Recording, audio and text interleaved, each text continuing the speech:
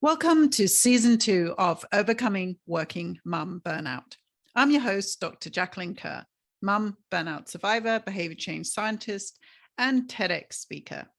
I interview international burnout experts, HR and DEI leaders, and lifestyle coaches to find out how we can create individual, organizational, and cultural change to prevent burnout.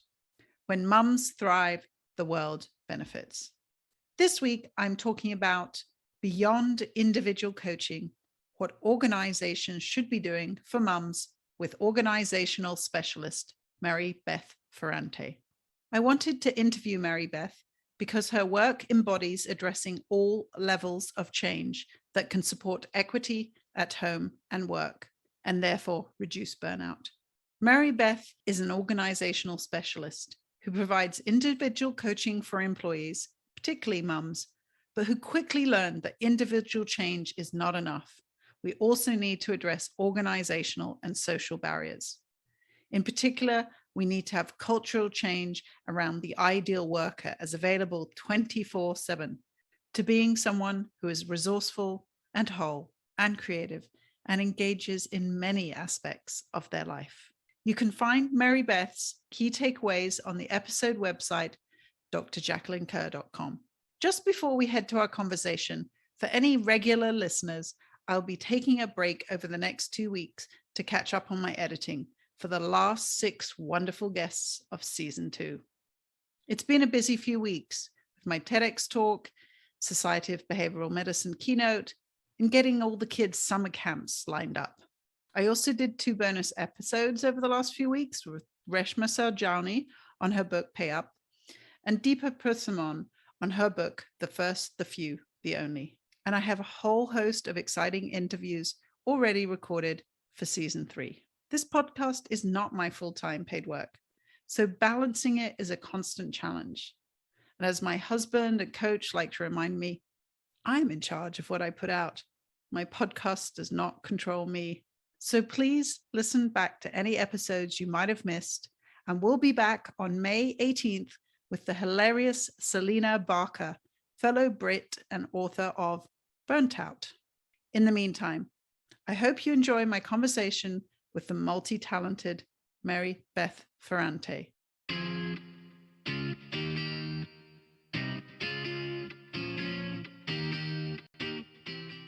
Hi, I'm Mary Beth Ferrante. I am a mom of 2 young girls who are almost 4 and 6 years old. I am part of a dual career couple, meaning that both my husband and I work full time. And I am the managing partner and founder of Work 360. And we are a consulting and coaching organization that really focuses on creating cultures that care.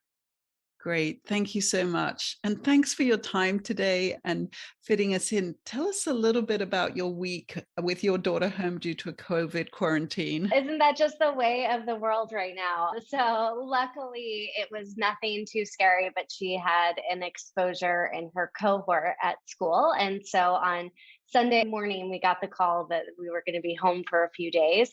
Well, we scrambled to get her tested and make sure that we also had childcare. So luckily, we have an incredible former nanny of ours who has a fairly flexible morning schedule now. And so I was able to call her very quickly and rely on her to come and help us out. But then we were juggling different hours and Zoom preschool, which is hilarious, but interesting, and just having to manage through our schedules. And I think one of the really important things that we have shifted to in our relationship when things like this happens is that it's a conversation between me and my husband of how we're going to juggle this and what are the next steps we're going to take, as opposed to it just being relying on me to always make the adjustments in my schedule. And that is something that was not always the case. And so we've really gotten to that place in the last few years. And I think that's been a really important transition for me personally. Yeah, I love that. And I think as a default, we just take over and go for it and start managing and organizing. And it's really important we stop and then say, okay, no, let's have this conversation. Exactly. And what's going on with both of our work schedules this week, and what flexibility do we both have? and recognizing like what important meetings or things that we have to get accomplished and how that relates to how we can manage the disruption. And I know so many people are going through this, so I really appreciate you sharing that. Yes, I was just going to add it's our second one already in 2 months. So we've had 2 COVID exposures, and my older daughter was home for an entire week. So it's definitely the way of the world. But I think it's also important to recognize that it's not just COVID, right? It's they get sick, it's a holiday, it's all of those things that disrupt your normal day-to-day schedule. Exactly. So please describe your journey to where you are now in your career. Tell us about that journey. Sure. Yeah. So I really grew up in the financial industry and was in, a corporate role for over a decade. And after having my first child, I really just realized how challenging it was to be in my role and to really do what I wanted to do, both personally and professionally. And so I think a few things happened. Like, number one was I was in a corporate strategy role and I was really doing well. I actually got promoted while I was on maternity leave to an SVP role, which was incredible. But when I came back, I really realized that I didn't like the work. And I already knew that, but I think you have this identity crisis when you become a new mom. You're kind of adjusting to who you are as a mother and then who you are as a working mother too. And I think you go through these two big steps. And so when I came back to work, I really realized that there was just no place for who I wanted to be personally and professionally. And I think part of that was because I worked on a team that was all men and all ex-McKinsey men, which I just think is interesting because it just gives you a line of sight into their work ethic and craziness. And there was just really no space for me to be a mom on that team and to really continue to rise. And I came back to work actually late in the week. I think it was a Thursday. And by that weekend, had a full slate of projects. By the next weekend, was already working through the weekend. And there was no respect for the fact that my whole life had changed and that my responsibilities had changed. And there was an expectation that I was going to be exactly who I was before I walked out the door for maternity leave.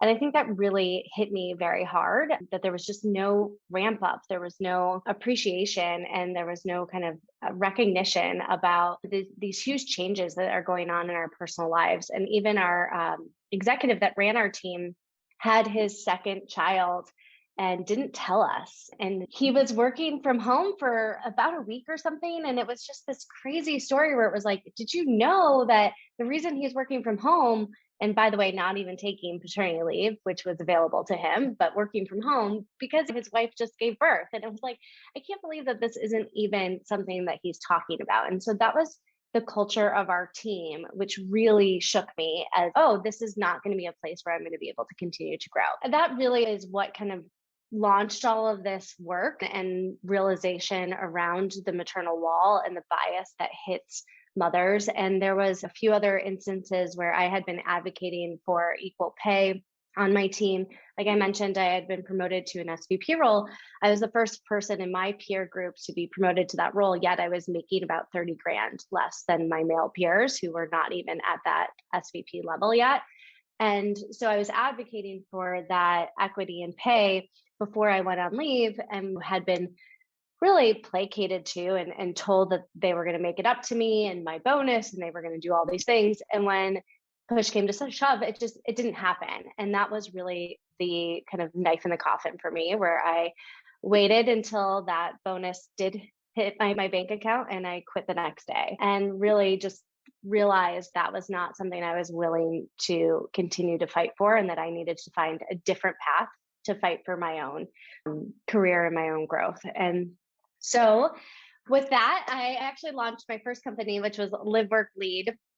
And I think it was really interesting because I remember sharing with my boss when I quit that I was going to start this business and I was going to really needed more flexibility in my work. And all he heard was, I'm going home to be a mom. And I was like, no, that's not at all what I'm going to do. But thank you for understanding that. And I really recognized that I was also in a place where I had the privilege to do that. I had been the breadwinner in my relationship, with my husband for quite some time. And he was really willing to say, okay, you can be in a more risky position. And I have, more stability in my role now and in my own career growth where we can take this risk.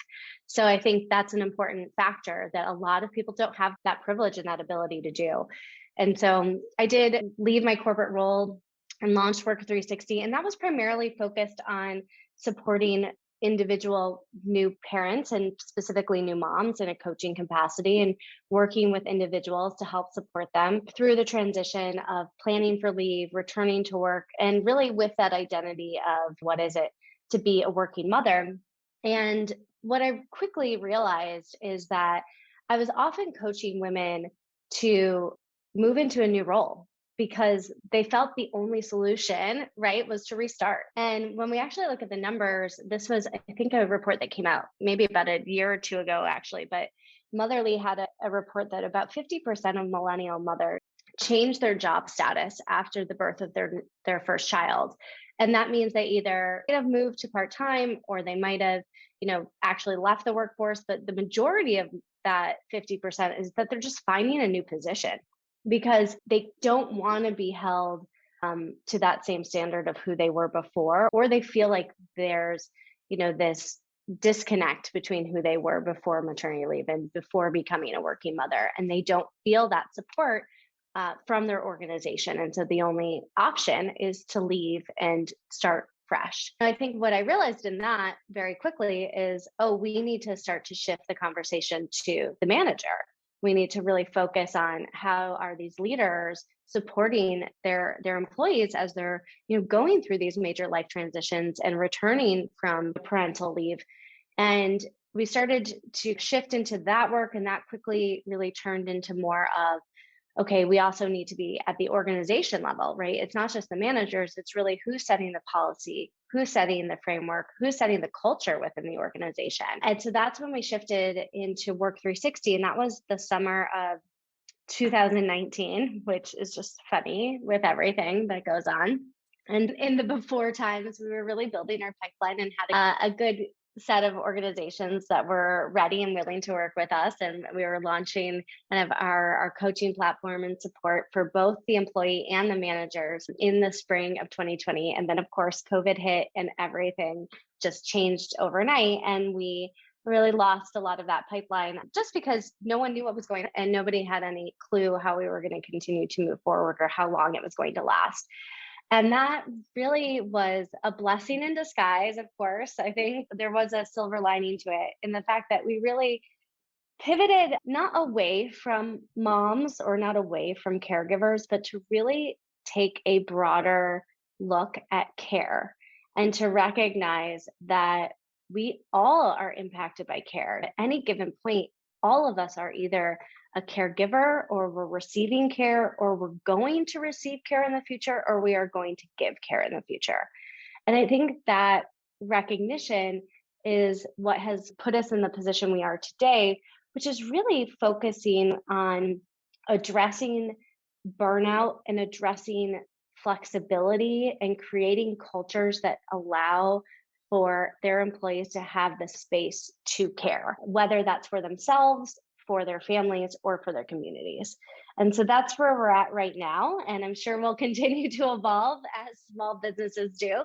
But we really are working with organizations on how to kind of move into the next phase of work, into this kind of hybrid model, what flexibility really looks like. How do we go beyond just where we work, but when we work, where we work, how we work, and how we really think about the manager's role too in managing people's time, but also ensuring that they're taking care of themselves. And I really see this as a transition from recognizing the ideal worker as someone who is only dedicated to their job, available 24/7, ready to travel at the drop of a hat, to realizing that the people that are going to be the most successful and the most creative and the most innovative are the people who are able to care for themselves, who are able to take breaks, who are part of an organization that recognizes that they need space to live a whole life. And so we really are working to make that transition for organizations and more broadly, just through the advocacy work that we do as well.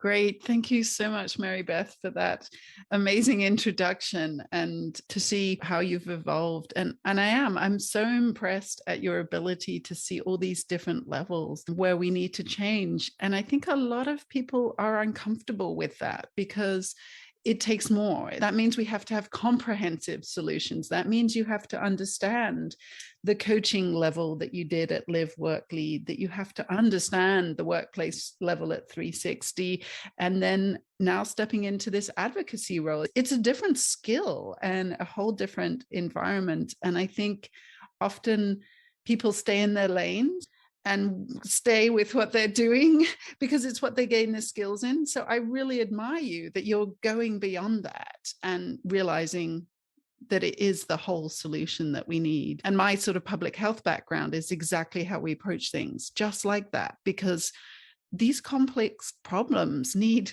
complex solutions. So that's just so great that you're embracing that. Thank you for that. And what we'll do is we'll go back in and unpack different pieces of that. And I can totally resonate with what you were saying about when you're leaving work, people saying, oh, you're going home to be a mom. And I remember one of my mentors and leaders in my department saying that. And I was thinking, I never said that. That is not where I'm going. And it was actually the last thing I wanted to be. I didn't want to be a stay-at-home mom. My career had been everything to me. And so that transition and that sort of pressure in some ways was so uncomfortable because, again, I felt that guilt of, oh, should I be wanting to be this stay-at-home mom because others think that's what I am doing? So definitely that transition was hard. Absolutely. And I think that should hits me so much to my core. And it's a mantra that I've adopted over the last 2 years where I constantly tell myself, don't should on yourself. So that every time I feel that word in my brain or in my thought process of I should be doing something else, it triggers this thought of why should I?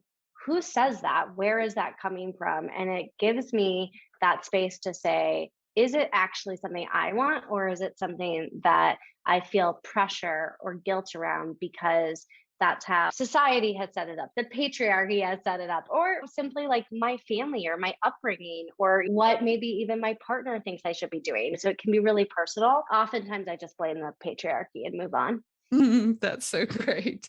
And that's totally your coaching mentality there, knowing how to manage your thoughts and move on. Yeah, that's so key.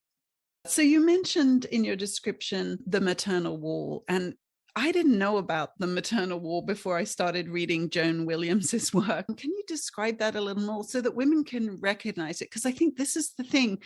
We're in this space and we don't really know what we're dealing with. That's how I felt. And I think a lot of women do, because again, part of it is this doesn't exist anymore. Society's not like this. And so then you're thinking, what am I doing wrong? It's me. But yet there is this real maternal wall that we hit as mums, but also that I think affects other women who maybe don't want to have kids, but the assumption is that they do. Absolutely. Absolutely. And I remember actually sitting in my senior year in a women's and leadership class. I graduated from a business school, and we were talking about the fact that things had evolved so much. And I remember thinking, oh, I'm absolutely going to be in the C-suite someday. And that's what I want to do. And that's that ambition and drive that I'm looking for. And we're in a world now where that's possible. And so I think because of that, I think particularly for millennials and even younger Gen Xers, and definitely Gen Z, we have the ability to do whatever we want, kind of makes the maternal wall feel like it comes out of nowhere, or at least that's how it felt for me. I definitely had faced other bias just being a woman, but I am a white woman. So that means that my path was much easier in corporate America. And there were subtleties for sure throughout that, but nothing that I felt was so egregious until really becoming a mother and recognizing all of the bias that comes up. And it is subtle, and it can be also extremely apparent too, right? It's everything from, I had clients who would tell me that they were pregnant and their jobs were essentially taken away from them while they were out on leave. They came back to work and they basically were told that they no longer had a team. And within a couple months were let go because obviously there was no longer a role for them. So you have those stories that are so apparent, but then you also have the things that happen more subtly, which is managers who think that they're doing something nice for you by not giving you that big assignment or not allowing you to move up in a promotion because you recently had a child. It's also that they do, what Joan C. Williams talks about, which is the prove it again thing, which is what happened to me, which is you dump all of the work on this person and basically say, prove your loyalty to work and to this company and show that you can work 70, 80 hours a week and not be that mom that is a stay at home or takes a step back at work. And so there's almost this idea that you have to prove yourself. And so I think it shows up in a variety of ways, which I think is what can be so challenging about the maternal wall. And I would also say that it is really expanded to even caregiver bias just in general, because it does happen, especially in traditionally male dominated industries where men who do take their leave or who do take a more active role in their child's life, especially in the early years, do also see some of those same frustrations and same limitations in their growth. I think later, as children get older, men are often more praised for the active role that they take if they're coaching the little league team or whatnot. And there is a fatherhood bonus, especially in pay, that happens. But I think almost this appreciation that men are more dedicated to work because they have a family, whereas women are just less dedicated. And I think that's essentially summarizes it, right? The maternal wall is this idea that women are less dedicated to their careers because of motherhood. And it absolutely impacts women who choose not to become parents or who struggle to become parents, because the assumption is that they will, and that they will take a step back and they are not going to remain ambitious or dedicated or wanting to grow in their career. Exactly. Thank you. You described that so well. So I hope that mums can recognize a little bit themselves in that. And I know sometimes in corporate positions, there's this assumption that you don't want to travel, but actually I loved going to my conferences and having a bath. Right? Having a silent room. It was amazing. Exactly. Yeah. There's a lot of assumptions in there. And I almost wanted to cry a little bit when you described yourself in college there, because I thought, oh my God, yes, we had so much excitement about being able to do it all. We could see ourselves in these positions. And I agree, this wall does hit you in the face. I think for me, I assumed that part of this transition was when I came to the US, starting to notice gender things that I hadn't seen in Europe when I'd worked in different companies or different countries in Europe. But actually, maybe you saying that makes me think maybe that was more what I was hitting, was that maternal wall that I came to within a few years of coming to the US. And I assumed it was maybe partly just some differences in culture, but actually it was possibly more to do with that showing up more often. Because I remember when I was on maternity leave, not being included in publications, and publications is like our whole performance metric in academia. And it was so hard. And I remember just not knowing what to do about it, like how to ask about it. If I'd known that this was some sort of maternal bias, I think I would have just said that, rather than feeling like I wasn't there, maybe I shouldn't be included, did I do enough to be included, all those questions, instead of, hey, this is bias, this is not allowed to happen and shouldn't happen. Absolutely. And I think that's the important piece of it, is having some language and being able to ask. And it's not necessarily that they're always aware or conscious. We know a lot around unconscious bias, but I think being able to say, hey, I feel like you're making decisions based on what you assume I want, but I want to actually tell you what I would like. And I think that's the biggest piece when I'm working directly with individuals, and we still do a lot of that work today, sponsored by their companies, but we're still working with individuals, is about being able to have a voice and have the permission to use that and advocate for yourself. And that it's okay if you do want to take a step back and to share that and to carve out that path for yourself. And it's also okay if you don't, and that you want to actually maybe hit the gas pedal at work even more. And it's really about being able to advocate and not have the assumptions and the decisions made for it. Exactly. So that's a great segue into telling us a bit more. Please tell us how Work 360 helps women in the workplace, and what are the keys to your successful approach?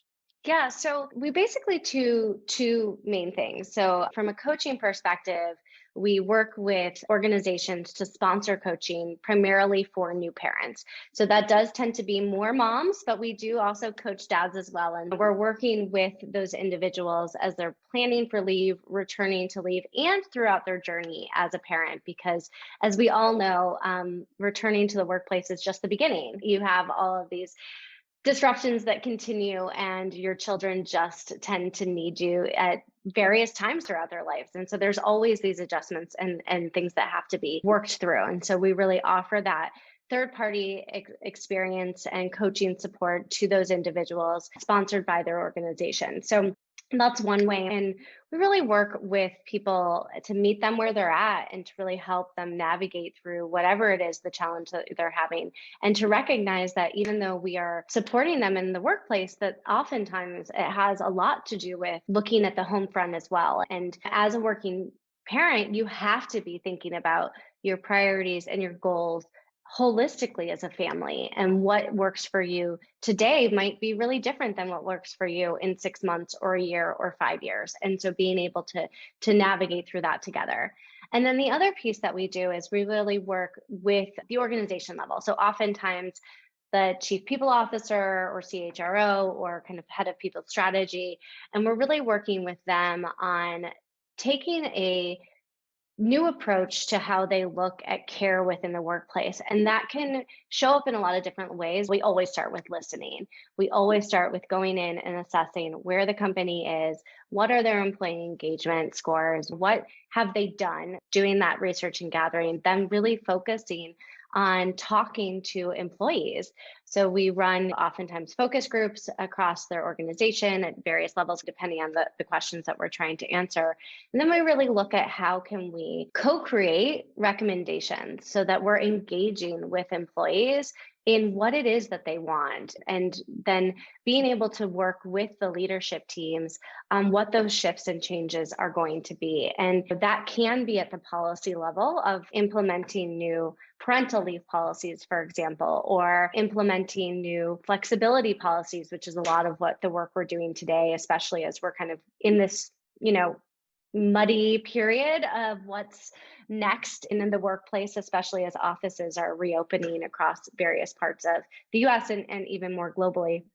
So I think there's a lot of work to be done there. And then a recognition that we need to really do a lot of work with aligning leadership. So that's the kind of the next phase for us, is that we often are doing a lot of facilitation with the leadership teams, the executive teams, and then even with the managers, direct managers on, how do you actually implement this? How do you make sure that you're believing in it too? Because if there isn't leadership alignment, there's no change. We can say, hey, parental leave is a great example of this. There are plenty of companies, including my former company, that offer equal leave, right? Equal leave for any caregiver, regardless of how they start their family, which is amazing. It's an incredible policy. I had a colleague call me, this is a couple of years ago now. And so I just asked, what should I take? And the response from HR was, take what you need. And he's like, what does that mean? Take what you need. And I was like, I have no idea, right? Because take what you need implies that you don't need the full leave. That as a caregiver who didn't give birth, that yes, you have it, but you should just assess what's necessary for you. And there isn't an assumption that you're going to take all of it. And so we see this particularly with a lot of the organizations, particularly in finance and tech, where they have expanded the policies, but the cultures have not shifted enough where men actually feel comfortable taking their leave. And so really looking at how do you shift the culture? How do you, start to story tell within those organizations about the positive things about men who are taking their leave? How do you shift managers into recognizing that the expectation should be that you do take all of it. And that if someone decides that they're not going to take all of it, that's a conversation you need to have with them about why do they feel like they can't? What are they concerned about within their career growth or within their work that they're doing that they feel like they don't have this ability to take their lead? And that's really where we're working with organizations at the policy level. But then on this next phase of how do we actually shift mindsets? How do we actually shift behaviors? And that has a lot to do with the communications that are being sent out by the organization, the storytelling that is happening, and then actually the behavior and modeling changes at the leadership level and at the manager level. And one of the things I understand both from behavior change science and also from other countries who have paternal leave is when you do this, and I actually was posting about it today on LinkedIn because a study had come out around it, which is that if it's basically an opt-out, so the default is everyone takes leave, and then you have to go to the extra effort of opting out of it. So the default would be to take your whole time, and then you would have to make the extra effort to strangely ask for less time. And that would be seen as the strange thing to do rather than what everybody does. And my understanding from behavior change science, we know that makes it easier because you would have to go to the extra effort to not do it. So anytime that a habit is the easiest thing to do, that's when it succeeds. And then also from countries where paternity leave is the default, it seems that definitely that gender gap is closing. Absolutely. Yeah, and where if the non-birthing partner or the male partner does not take their leave, it's just lost for the whole family. And I think that shift has really helped narrow the gap in Scandinavian countries, where I think more of the men feel one that they have to, that it's a sense of duty to their family, because otherwise they're losing that for their partner and for their family as well. Exactly. It's seen as a benefit, which is such a different mindset, right? Absolutely. And I think this is where in the US, where we really need to have the government step in and set the standard and set the baseline. And it doesn't mean that we shouldn't still have organizations and companies taking a stance and providing more or better leave or better policies or more flexibility within their workplaces, or being a best in class workplace for caregivers and just generally for people these days. But I think we need to recognize that, especially here, we have left it up to the market for over 100 years, and 80% of American workers still have no access to any sort of paid leave. And yet over 75% of Americans think that we should. So obviously there's a disconnect with allowing just corporations to be the ones to step in, especially because so many people are employed by small businesses that simply don't have the funds to really invest in paid leave programs. And so we need to have the government come in and really set that groundwork. And I think it's really frustrating, particularly this week, because we felt like we were so close to actually having an opportunity where paid leave was going to be included in the Build Back Better bill. And when that was taken out in this last iteration, I think there is a real frustration, anger that is popping up, because it really feels like we're saying, no, we don't believe in investing in families. And we don't recognize that people actually need this time to heal, to be there for the most important moments in their families, and to not feel like they have to make the impossible decision of whether or not they are there to hold the hand of their dying parent, or be there for the birth of their child, or be able to pay their bills and put food on the table. And so, I think it's been a really hard week to be a parent, and particularly a mother, I think, in the US. How do you, as an advocate, think about what you have to do going forward? Because advocacy, I think, is really hard. So again, that's why I admire so much that you're in that space. What's next then in that? Although it might be too soon to say, but it's just, we always have to shift. And again, I try and think about all these things that I understand are at these different levels, but I always come back to like behavior change 101, which is what can we do to change these things? What role models can we have? Where's our tracking and accountability? Where's our skill development in this area? How can we take a behavioral approach to this? Absolutely. I think I'm a little bit still in the grieving period this week of what are we doing? I ate some chocolate and had a cocktail last night, and that helped me feel a little bit better. I think it is realizing that the big systemic changes are always going to be the most challenging. And while this is absolutely a blow, it is not the end, and we will all continue to fight. And I think putting our efforts into opportunities where we have more voices heard. And that has to be at every level. And I think this is where the work that we are doing is not, it's hard because sometimes I think we do look at all too many levels, and it can be challenging because we know that there needs to be a shift at every level. So you feel like it's a bit watered down or something? Yeah, sometimes. Yeah, exactly. But I think one of the things that is so critical to this is that equity in the workplace really does begin with equity in the home. And I think that the more that women and mothers can really change how their homes operate and stop being martyrs to the idea that we have to be these superhero moms that do it all, and actually say, no, we're not going to do it all. And instead, we are going to expect that our partners take an active role in caregiving. It's a slower impact. It's almost like campaigning for votes, right? It's one voter at a time, it's one family at a time.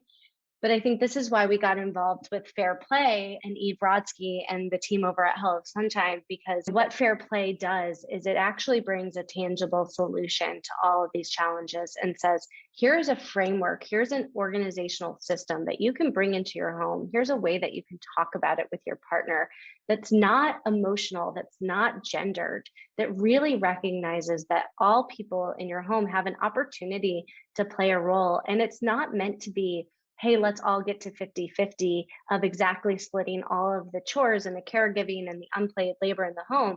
But it's about having the tools and the framework and the dialogue to say, what is fair in our house? What are our goals? What do we want? And how do we think about this as a family? And I think that those shifts within individual families will start to change culture more dramatically and give particularly women more space to be able to take these active roles in advocacy and in politics. And at the same time, we also have these amazing, incredible leaders like Senator Gillibrand and the team over at Paid Leave US Plus and Melinda French Gates and all of these incredible people who are advocating and doing work to make the systemic changes happen as well. And we need to be doing both of these things at the same time. Yeah, tell us a little bit more about becoming a fair play facilitator. And as I think about that 50-50, not only can it give mums room to do things, but I think it really puts a different reality on the dads. The dads I know that are doing 50-50 are almost at the same state of burnout as the mums, right? Because basically trying to manage a family in this day and age,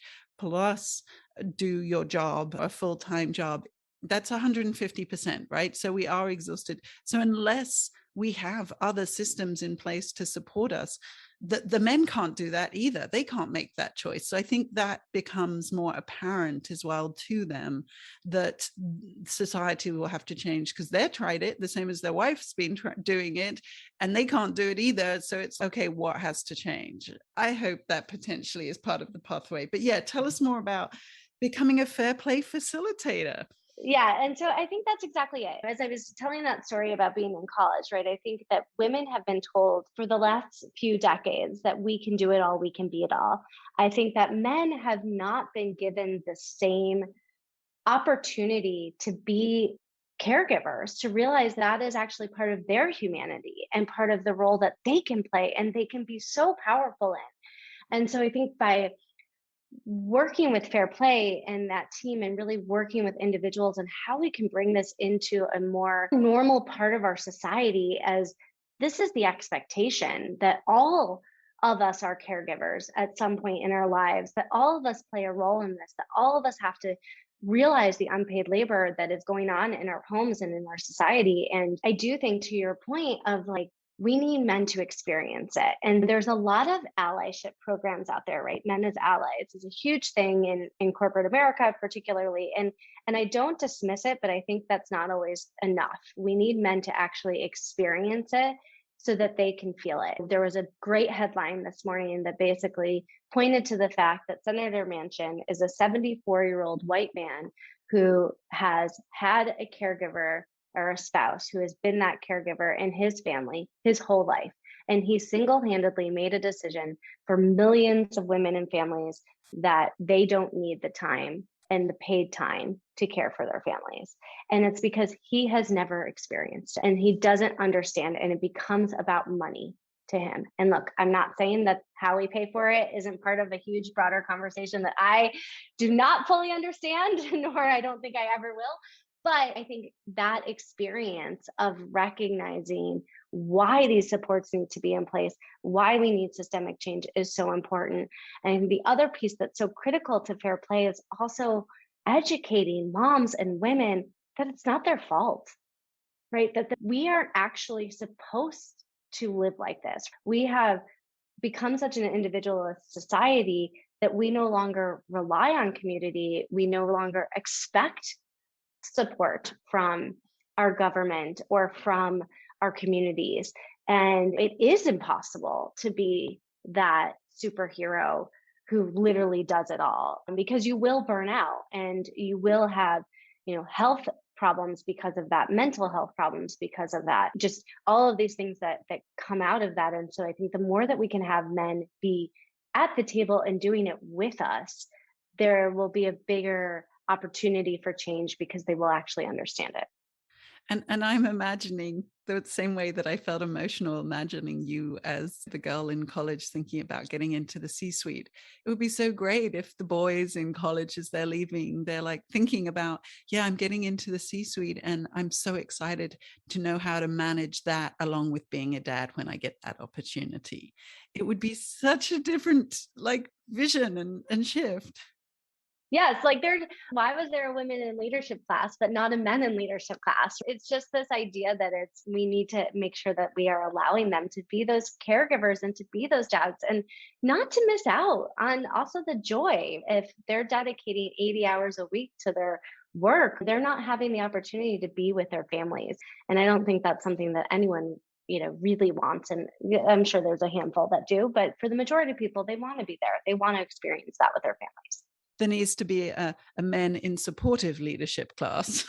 Yes, exactly. I like that. Maybe that's going to be my next play, to start to teach a class on men as supportive leaders. We've touched on so much. Is there any more detail you want to give about the fair play principles, or do you want to talk a little bit more about the network of entrepreneurs that you're working with, or do you want to talk a bit more about how people can hire 360, like anything else just at this stage that you would like to focus on? Because there's a lot on the table here. It's really what you're feeling is most important for you to talk about. Yeah. So I would just say that I think the most important thing at the end of the day is to really take an active role. And if you are looking for changes, look at the way that you can be that change in even the tiniest little bit.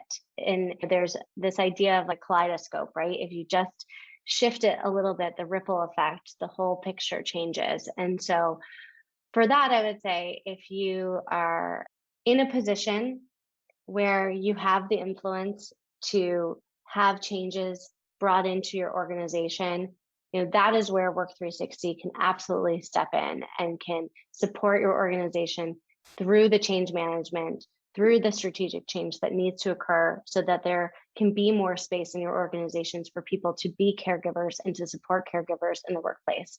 And we would absolutely want to partner with organizations on that.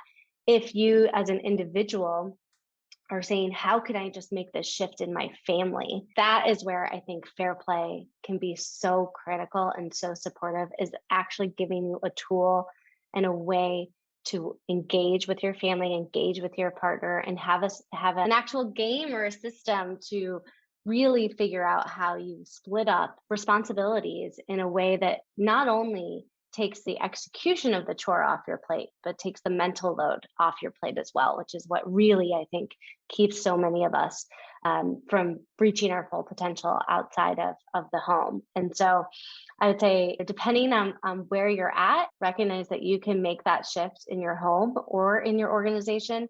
Or if you're ready to get involved on the advocacy level, hit me up on Instagram, or we will get you involved with those organizations that are doing incredible work. Yeah, I just love that you have this comprehensive approach. It's fantastic. And maybe one point that we haven't touched on, you have mentioned briefly, is where does burnout fit in to all of this? I think for me, I forget, to me, it is such a central part of it. But I think people don't necessarily always connect the dots to realizing that this equality and equity is a huge part about burnout.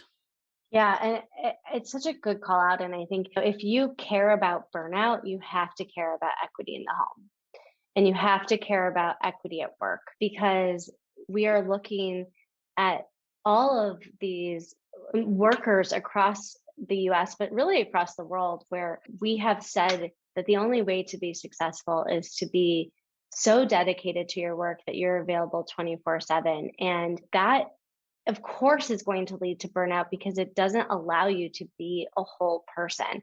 And so I think we have to realize as leaders that if we want to address burnout, we have to really give people the space to take a break. And that's not take a vacation. That's not even take a sabbatical. That's take a break every day, to be able to put your work down, to be able to walk away, to do something joyful, whether that is to take care of yourself or to take care of your family, but then to also have space to just be you. And in that, I think we have this identity that look at any conversation you have with someone that you meet here in the US, the first question is always, what do you do? And we tie our identities so directly to our professional lives. And then you become a parent, and how many times are you addressed as, hey, mom, right? Mom, even out in the world, right? You're the mom of this child. You don't even have a name. You go to the doctor's office. They always say mom, which is totally fine, but it just drives me a little bit insane. It's like, I am a human. I think we lose ourselves in these roles as professionals and as parents, and even as partners with our spouses or our partners. And so I think it's being able to make sure that we are giving people the space to just be them, that we are all individuals and we all have our own aspirations and goals, or just need to read a book. That's okay too. And so I think just having that space is such an important piece of all of this to tackling burnout, and really giving people the expectation that they aren't supposed to be dedicated to work 24/7. And instead, the ideal worker is someone who is resourceful and whole and creative and engages in many aspects of their life.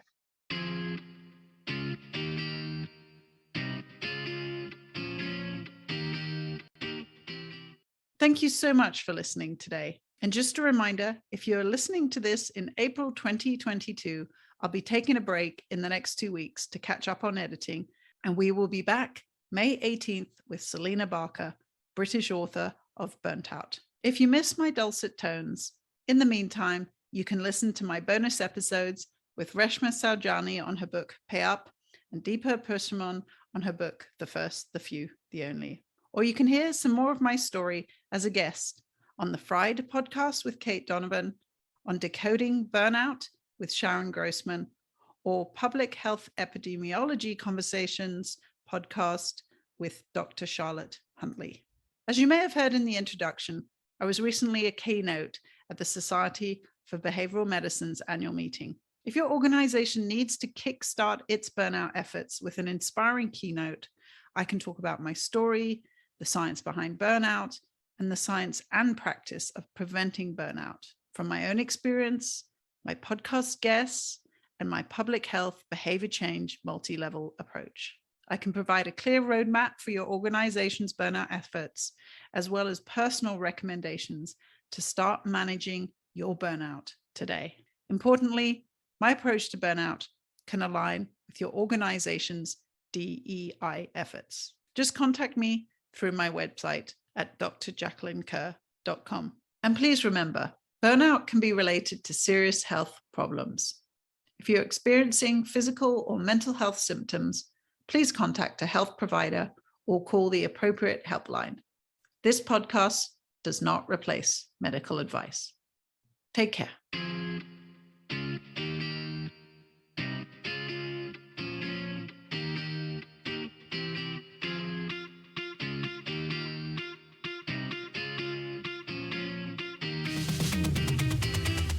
Take control, you're a